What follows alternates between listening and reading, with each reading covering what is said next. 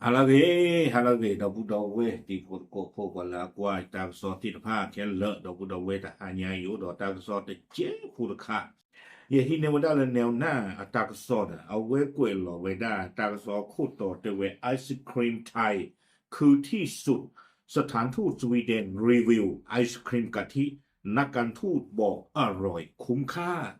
No, te veda le Sweden a moto do pa ma bu ba da ti pa ne wa patro o u veda yo a ice cream brain o de kana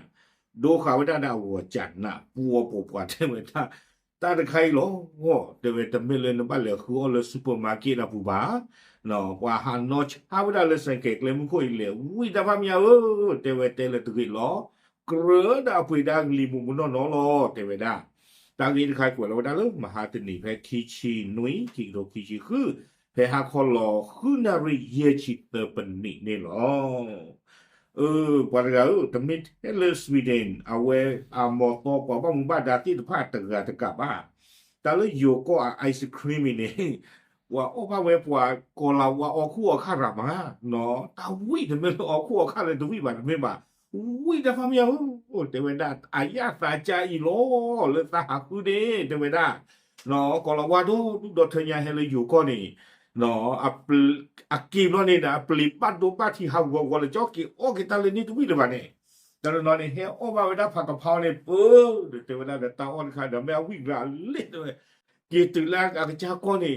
กว่าเราเก็บไว้ได้แฮมเบอร์เกอร์มีอาชีสมีอาตาเนี่ยการที่ที่บ้านเนี่ย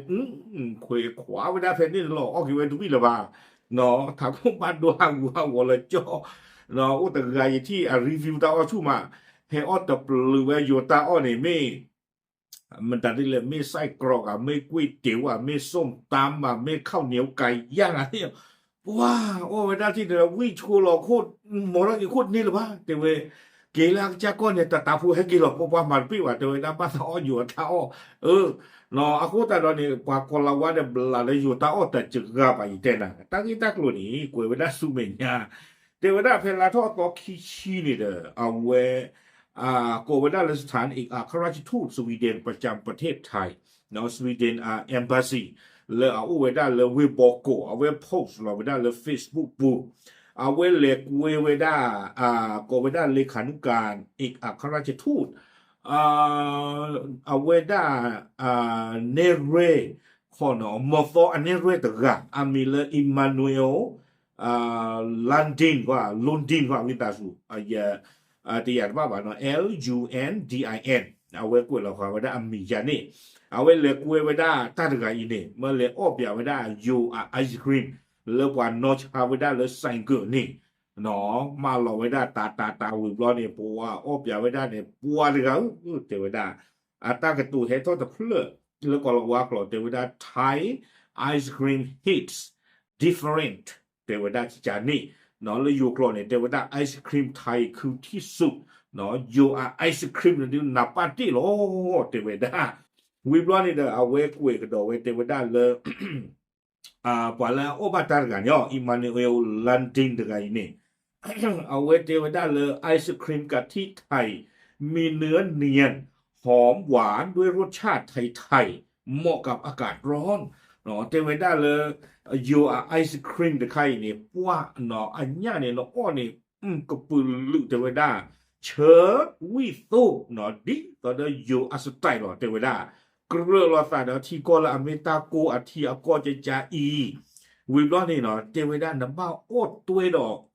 但係อยู่กับถั่วลิสงเนี่ยไปเลยเอาล้อคู่พลาดูเนี่ยน้ำบ้าอดตัวจะทานคาเนี่ยวิบล้อเนี่ยน้ำบ้าอดตัวสิก่อนดอลูกชิดไม่บ้ากว่าจะเลยนะอ่า เกตาจุดตมิวหมอเนาะน้ำบ้าอดตัวออกแล้วเนี่ยบ้าเพิ่มแล้วน้ำบุคีตัวเวดาวิ่งเนี่ยเตลถึงเนี่ยตัวเวดาเกลือเราแต่ได้เอาปุยมุนนอหรอเนาะเลินมาหล่อละขวานด้วยเนี่ยตัวเวดาเจีอยู่อาลาลาคีเบลหรอตัวเวเนาะเจีอยู่ลาลาคีเบลอะเขามีลุยชีเนี่ยเนาะวิบล้อเนี่ยกุยเกเวดาสุเมียที่เจียวตัวเวนอกจากนี้สถานทูตยังบอกอีกว่ารู้สึกยินดีที่ได้เห็นนักการทูตสัมผัสวิถีชีวิตแบบไทยๆและใช้ชีวิตเหมือนคนท้องถิ่นเนาะเอาไว้สวีเดนมอร์ฟอนี่เราพวกเราไว้เดี๋ยวตาคือดูมาเลยว่า บ้าหมู่บ้านดาที่ผ้าหนอเฮโดโอบาอยู่อัตตาโอจิจาอีเปลบาอยู่อัตตาโอมูอูเรหรอเอาไว้นี่พลาเลตาบ้าปวดที่ผ้านี่อากูว่าสันดุมบานี่หรอเวลาไว้ได้ถึงแค่นี้หรอว่าอะไรเนาะดอกไอศครีมตะไคร้นี่มีเลยไอศครีมไผ่ทองเนาะอีช่วงนั้นบอกเลยอยู่ก้อนเนี่ยดูกะติญาไว้ได้รีบ้าบ้าหรอไอศครีมตะไคร้นี่ 老爸们都会来嘞，ice cream 的可以有的呢，有二爸表姐的看见的也有二的那了吧他，有把他汽车，不，这个店呢，那个二爸呢，一到那个爸没法了，被里可以去了，喏，那么我认得我呢，没法冰ที่เขาเนี่ยอัพ那么湖南没可以了，没讲那把呢，那靠个把个把那个把路家给哦，那过不对的去吧，喏，喂，那他们也把乱把扫呢。ตาบุตาโตไม่รู้ว่าเนี่ยโตบ้าเนาะเป้แต่ตะเลิศหรอคนตาตอนนี้น้ำมันไม่คลีเนาะแต่ใครเนี่ยเดออาร์ตกินแต่ข้อใหญ่เนี่ยไอศครีมไผ่ทองนี่ที่ว่าชาวด้านรามันอ่ะยันนอกาบ้าเป็นโรนี่จะโตเลิกเลยมึงโคตะโคขี้โคเนาะตากูคาเนี่ยที่ขี้โคตะโคมาหมาหรอเดออาตาวิเศษหรอเนาะอากูตาตอนนี้เดอดีเดอสวีเดนเนาะว่ามอโซปว่าบ้าหมู่บ้านดาที่ว่าปฏิรูปอุไว้ได้เนี่ยเมเจเคหรอตั้งค่าเนี่ยแต่ไม่ตาคิวกับโคบาเนาะไอศครีมไผ่ทองเออเดนี่ตอนนี้จะเจอเลยหรอนอนตาบุตาโตบ้างกี่เยไม่ใช่ว่าเลยเลยนั่นโตบ้าโอเคเอาไว้ไม่ได้ตั้งตัวตะค่าเนาะเลยฮีนี่ดอเตียงติฟุตโกโคนี่หรอปรับปรุงที่ยันเทหรอตามลึก